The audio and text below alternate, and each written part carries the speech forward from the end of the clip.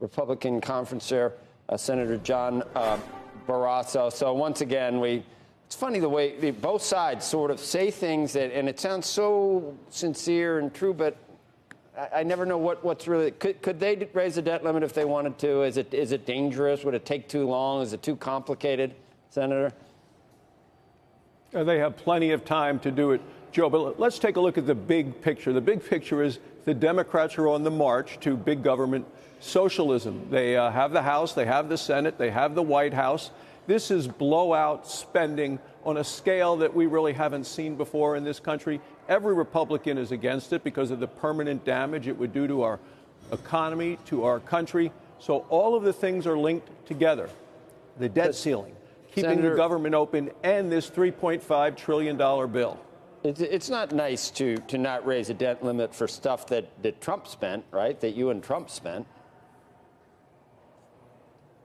There are a couple of things going on here. This is about new spending. The Democrats could easily raise the debt ceiling, and they would have to do it by a specific dollar amount using reconciliation. They don't want to do it because they know the dollar amount is so large that they would have to raise it by to pay for all this reckless spending that they want to do, that they know that would, one, scare the American people to add that much to the debt, and it would also crush their chances of passing this massive bill that really remakes society in ways that I don't want to go.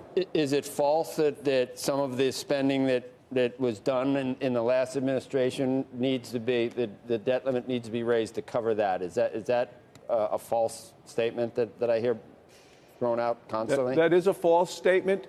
The debt ceiling was raised all the way till the beginning of this month, and now we're talking about spending that the Democrats want to do. They want to raise the debt ceiling so that there is no ceiling between now and, Joe, after the 2022 election. So everything they can do for all of their socialist plans, all their big government plans, that would be included. And you wouldn't know how bad the debt really was until the numbers came out after the 2022 election. If they do it through reconciliation, they have to put a dollar figure on it, whether that's $5 trillion, $6 trillion, and that's enough to scare anybody because we know the impact of that on the economy. We know that the president's staying around to try to talk certain members of his party into supporting certain things. Senator Sanders, Bernie Sanders, is urging progressives to not pass the infrastructure bill, saying that all leverage on the larger package will be lost, and you need to stand firm and not do that. Do you think that between Speaker Pelosi and President Biden, do you think that passes on Thursday?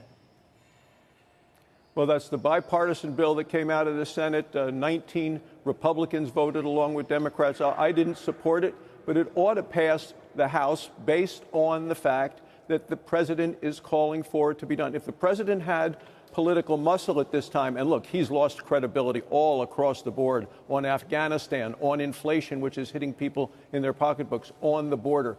He's lost incredible credibility among all voters. If he had the power, he would say, let me sign this in a bipartisan way so I could get this done. But we see who's running the party over there. It is the progressive. It's the far left. It's not just the far left. It's the extreme far left. I mean, that's the food fight that's going on right now in the Democrat Party.